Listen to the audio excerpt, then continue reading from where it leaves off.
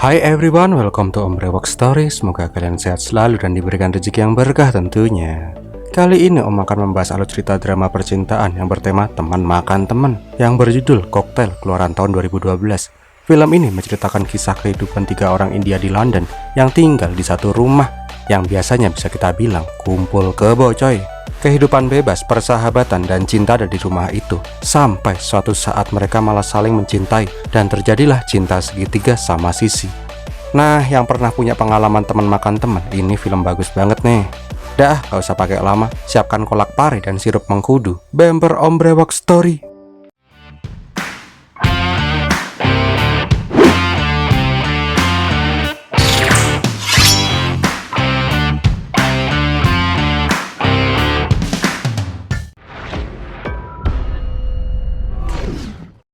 Awal kisah diperlihatkan seorang mas-mas yang kayaknya playboy sampai nungging-nungging liatin mbak-mbak pramugari. Mbak-mbak, nggak usah ikut-ikutan miring kayak gitu juga kali. Nggak lama, Gota memanggil mbak pramugari semok itu. Dia mau protes sama maskapai ini. Kenapa kok ngasih pramugari yang cantik badai untuk memperagakan cara keselamatan? Kan jadi nggak bisa fokus. Mbak pramugari jelas aja gedek banget dong sama mas-mas playboy cap cicak Arab ini. Karena Gotham ini playboy wahid, dia nggak akan melepaskan targetnya. Dan bener, di pantry pesawat, dia langsung speak iblis.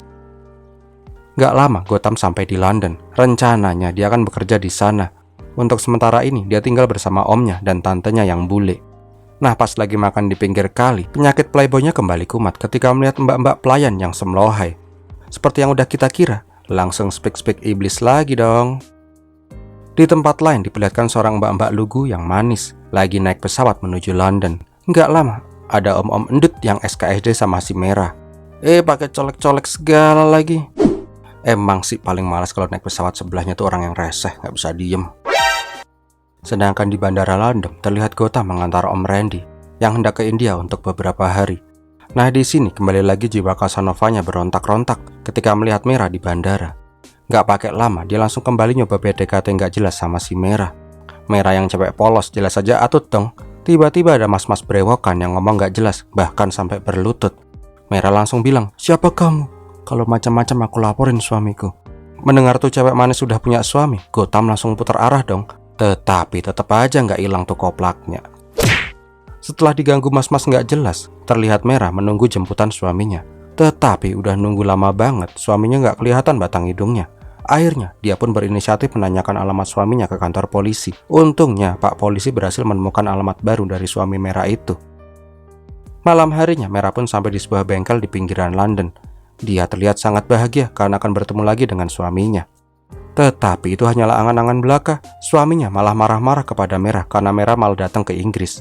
Di pinggir jalan, Kunal membentak-bentak Merah dan mengatakan jangan pernah menemuinya lagi. Dia juga bilang kalau mending mereka cerai aja. Nah, mumpung ada di Inggris, Kunal akan mengajukan gugatan cerainya di sini.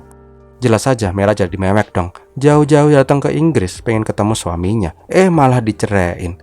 Di tempat lain diperlihatkan mbak-mbak India cantik dan semok yang lagi party di nightclub. Intinya dia party sampai tepar parah. Pas mau lanjut party lagi, di dalam limo dia kebelet pipis.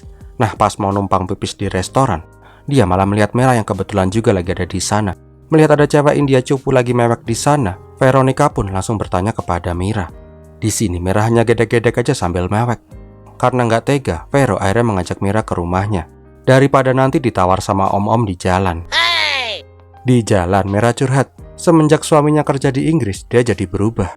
Dia nggak pernah ngasih nafkah lagi, bahkan ngasih kabar aja enggak. Mira merasa ada yang salah dengan dirinya, sehingga membuat suaminya jadi nggak peduli lagi sama dia. Vero yang udah suhu tinggal di Inggris mengatakan kalau kehidupan di Inggris itu jauh banget bedanya dengan India. Di sini kehidupan sangat bebas. Menikah itu adalah sesuatu yang kuno. Jadi jangan heran kalau suamimu udah mulai mengikuti gaya hidup orang Inggris. Singkat cerita, mereka pun sampai di rumah.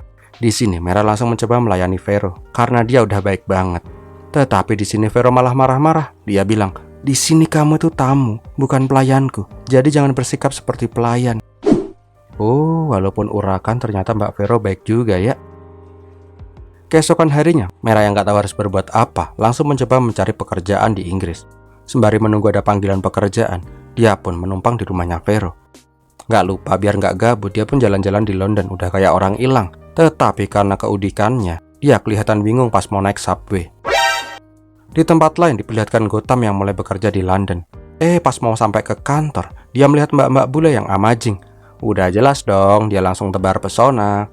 Karena tadi tebar-tebar pesona dulu sama mbak-mbak cantik, Gotham malah terlambat di hari pertamanya bekerja. Pas lihat bosnya adalah cewek cantik, bukannya meminta maaf karena telat, dia kembali tebar pesona sama bosnya ini. Dan bangkeknya, cara itu pun berhasil. Emang sini orang, jiwa playboynya udah OP banget.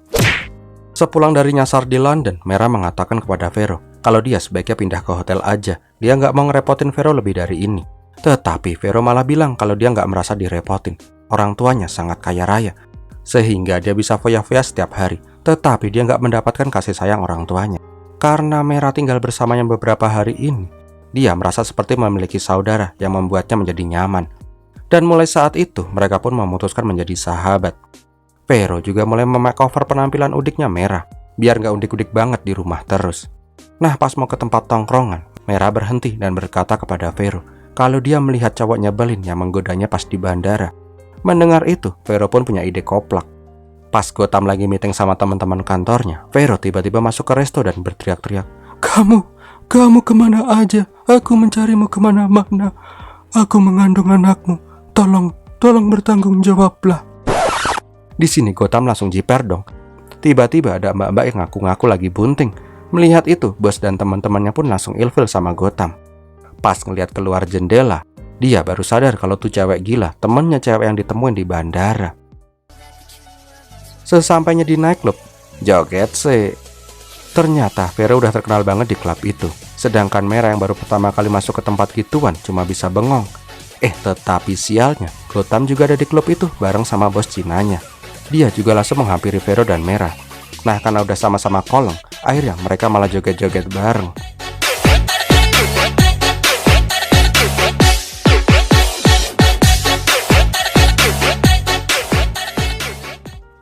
Keesokan harinya, terlihat Merah kembali lagi jalan-jalan keliling London. Tetapi kali ini dia udah nggak nyasar, coy. Bangkainya, pas pulang ke rumah dia jiper karena melihat Gotham lagi nyantai di ruang tamu sambil ngemilin popcorn rasa jengkol. Ternyata Gotham semalam nginep di sana.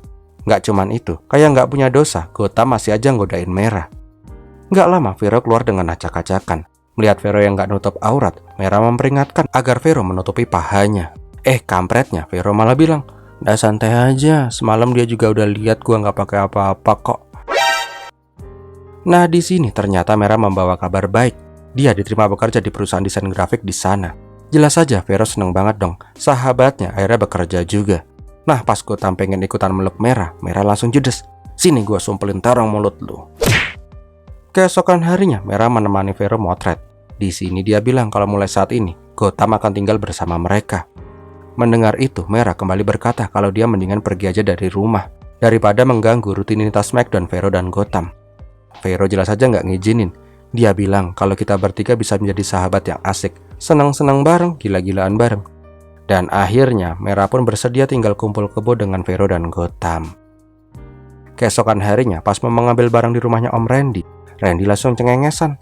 Ternyata dia baru aja dapat paket dari ibunya Gotham. Di dalam paket itu ada foto-foto cewek yang mau dijodohin sama Gotham. Pas nelpon ibunya pun, Gotham langsung diomelin karena udah tua nggak nikah-nikah, malah asik mainan cewek. Ibunya pengen cepet gendong cucu. Karena bingung mau jawab apa, Gotham pun bilang kalau dia udah punya calon di Inggris, seorang cewek India. Ibunya jelas saja nggak percaya. Dia pengen ngomong sama Randy untuk menanyakan detailnya. Pas Randy dikasih HP, Randy nggak mau karena dulu kakaknya tuh galak banget.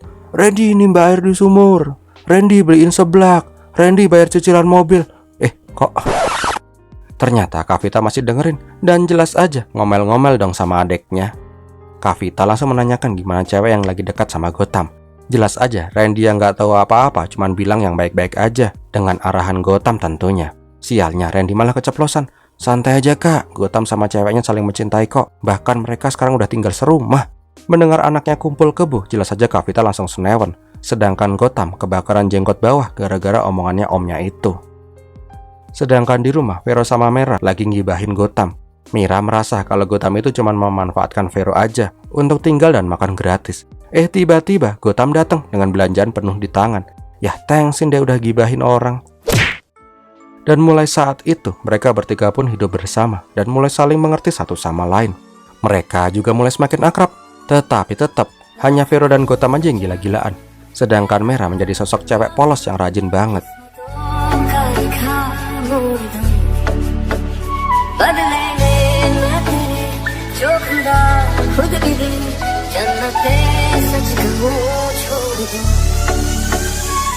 Sampai suatu hari, pas lagi gila-gilaan bareng di rumah, tiba-tiba ada bunyi bel pintu.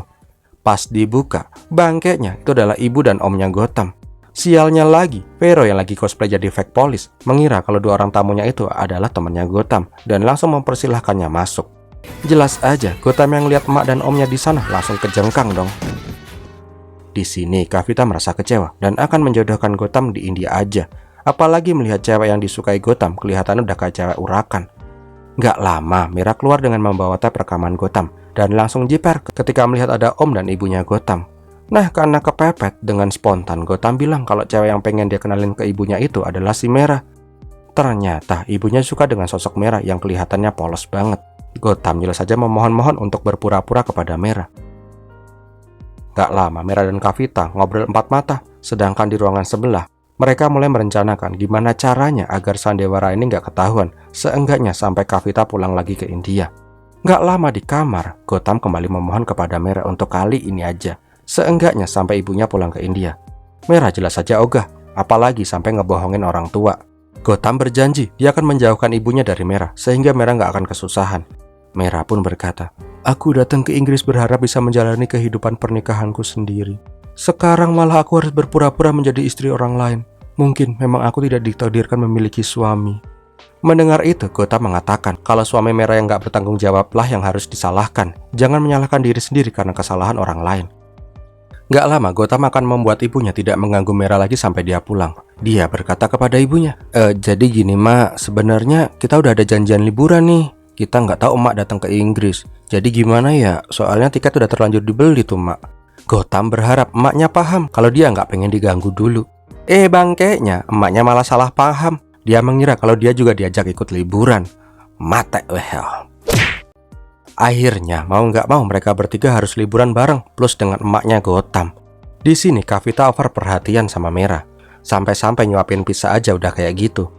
Tapi nggak dijejelin semua kayak gitu juga kali, Bu. Mereka juga harus berpura-pura pacaran beneran ketika di depan Kavita. Sedangkan Vero yang melihat itu hanya bisa ngakak melihat kegokilan pacarnya sama sahabatnya. Tetapi kalau nggak ada emaknya, tetap aja Gotham curi-curi pandang ke Veronica. Bahkan pas di tengah laut pun, tiba-tiba Vero langsung copot-copot dan nyemplung ke laut. Yang disusul sama Gotham tentunya. Nah, di atas kapal, Kavita mengatakan kalau dia udah srek banget sama Mira. Dia pengen bertemu orang tuanya Mera untuk membahas hari baik pernikahan mereka. Tetapi Mera bilang kalau dia yatim piatu dari kecil, sehingga dia hidup sendirian. Mendengar itu, Kavita semakin sayang dengan Mira. Dia langsung ngasih gelang warisan kepada calon menantunya itu. Sedangkan di pantai, terlihat Vero yang lagi berjemur, tiba-tiba didatangin oleh Gotham. Karena nggak ada pengganggu lagi, mereka pun tukeran iler bercampur pasir pantai. Kampretnya, Kavita malah melihat anaknya lagi klomoh-klomoh jigong sama Veronica.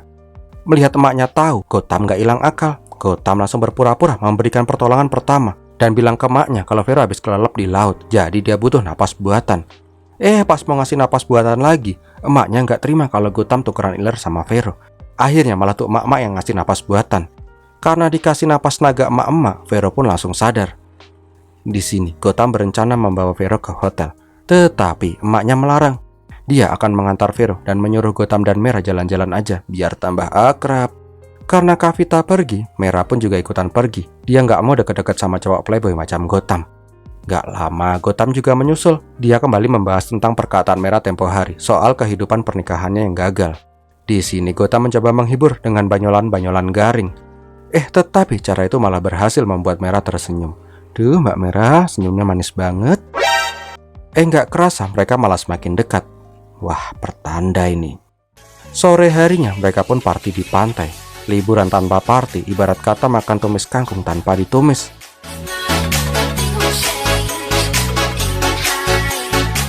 Di tengah pesta, gak biasanya Vero pengen cabut duluan.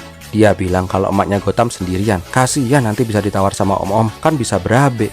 Mendengar itu, Gotham langsung takjub. Seorang Veronica Ratu Party bisa bilang kayak gitu. Nah, karena Vero udah nggak ada, Gotham pun joget-joget sama Merah.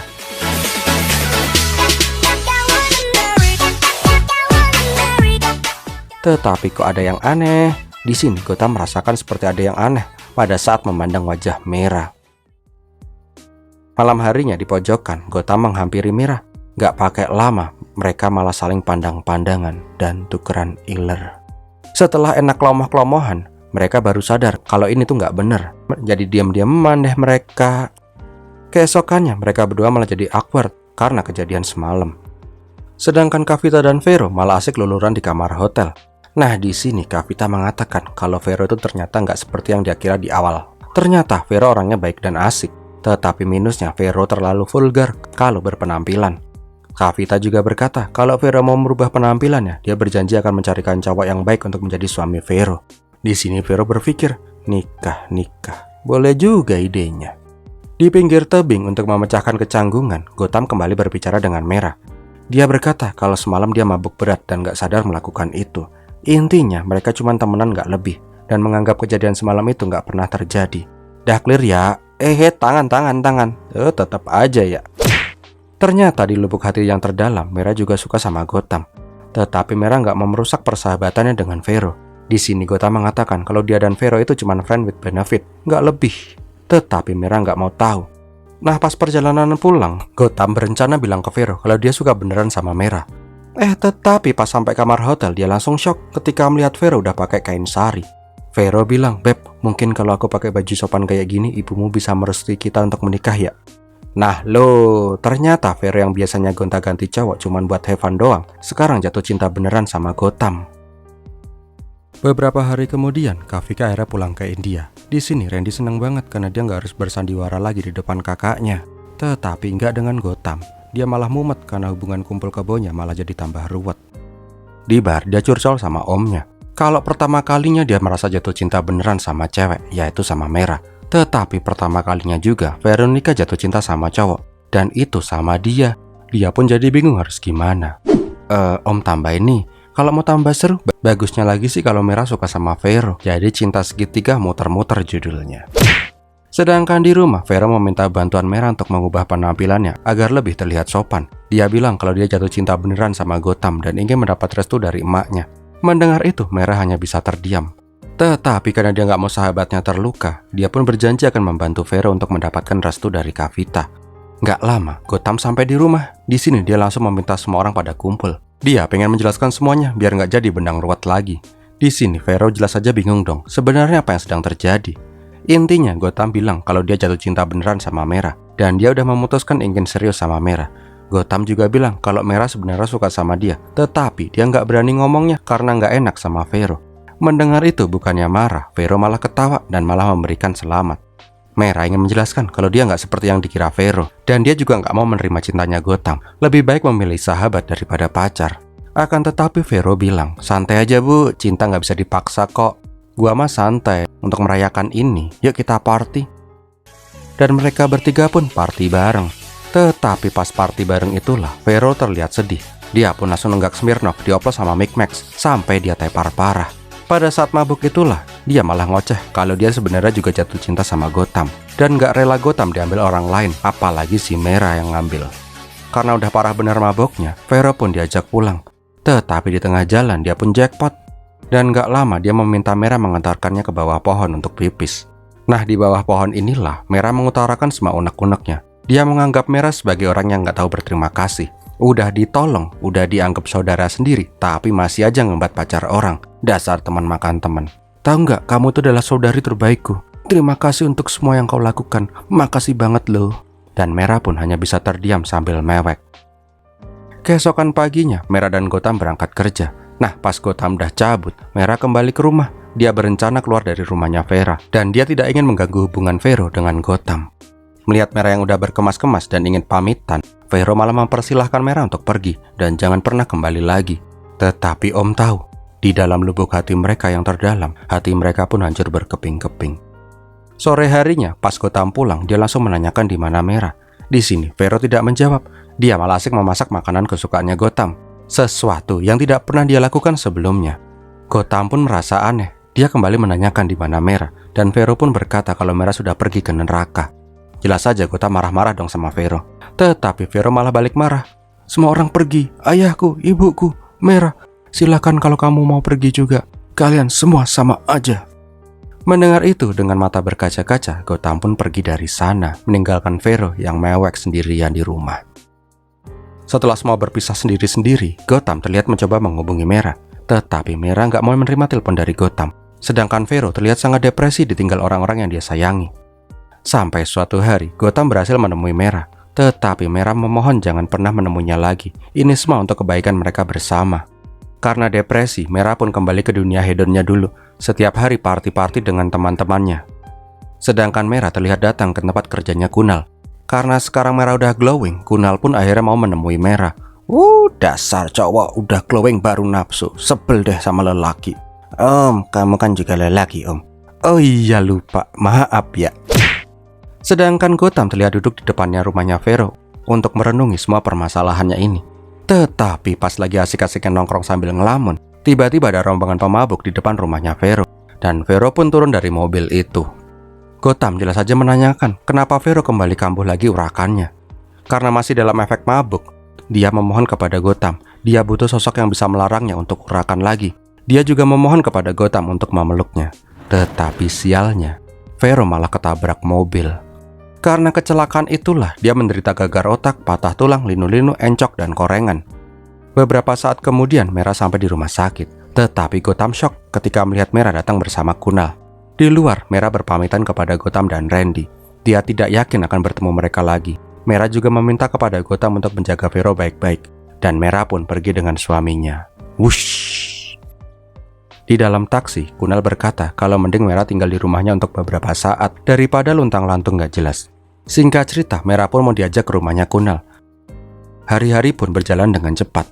Vero pun mulai sadar dan saat ini dia sedang terapi dan selalu ditemani oleh Gotham sehingga penyembuhannya pun bisa berjalan dengan sukses. Tetapi ada kalanya Gotham membuntuti Merah dari kejauhan. Dia nggak berani bertemu dengan Merah dan hanya bisa memandangnya dari jauh.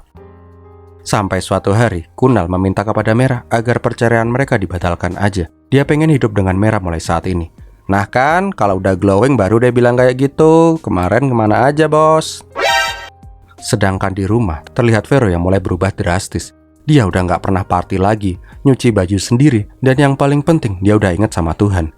Tetapi dia sadar walaupun tubuh Gotham bersamanya, tetapi hatinya tetap dimiliki oleh Merah. Vero pun akhirnya berkata, dia sangat mencintai Gotham, tetapi dia akan merasa sangat bersalah ketika melihat orang yang dia cintai menderita. Vero pun meminta Gotham untuk menemukan Merah agar mereka bisa seperti dulu lagi. Keesokan harinya, Gotham dan Merah pun pergi ke rumahnya Kunal untuk mencari Merah. Tetapi sesampainya di sana, Merah udah nggak ada. Karena emosi, Gotham malah nggak blokin Kunal. Dan akhirnya Kunal pun bercerita. Kemarin pas dia pengen balikan sama Merah, Merah malah menolaknya. Dia bilang kalau udah nggak ada rasa sama Kunal karena saat ini ada orang yang sangat dia cintai. Tetapi karena tidak ingin membuat sahabatnya kecewa, Merah akhirnya memutuskan untuk pergi dan pulang kampung ke India. Beberapa hari kemudian di Delhi, terlihat Merah keluar dari kos-kosannya. Tiba-tiba ada sosok mas-mas dengan hidung gede berdiri di depannya. Nggak pakai basa-basi, Gotham kembali mengutarakan cintanya. Nggak cuman itu. Ternyata Vero juga udah nongkrong di atas bajai. Vero bilang dengan lebaynya, kenapa Merah malah kabur pulang kampung. Merah bertanya, apa yang mereka lakukan di India? Vero kemudian berkata, aku mau kondangan ke pernikahan sahabatku yang akan menikah dengan cowok yang aku cintai. Di sini Gotham langsung melamar Merah, sedangkan Merah malah cengengesan melihat Gotham yang playboy kelas berat bisa gugup pas ngelamar cewek. Setelah cuap-cuap yang panjang banget, akhirnya Merah pun meneteskan air mata dan mereka pun berpelukan dan pelukan lagi bertiga dan filmnya pun berakhir. Wow, gimana film ini sob? Ingat, ini cuman film. Kalau di dunia nyata, teman makan teman model kayak gini pasti udah tawuran, saling unfollow IG, dan buat second akun buat komen fitnah di sosmed. So, bagi kalian suka dengan video ini, silahkan untuk like, komen, dan share. Jangan lupa yang belum subscribe untuk subscribe dong. Dan klik lonceng notifikasi agar kalian gak ketinggalan video-video terbaru dari channelnya Om Brewok Story. Terima kasih sudah menonton. Om Brewok pamit dulu. Pirmi latihin.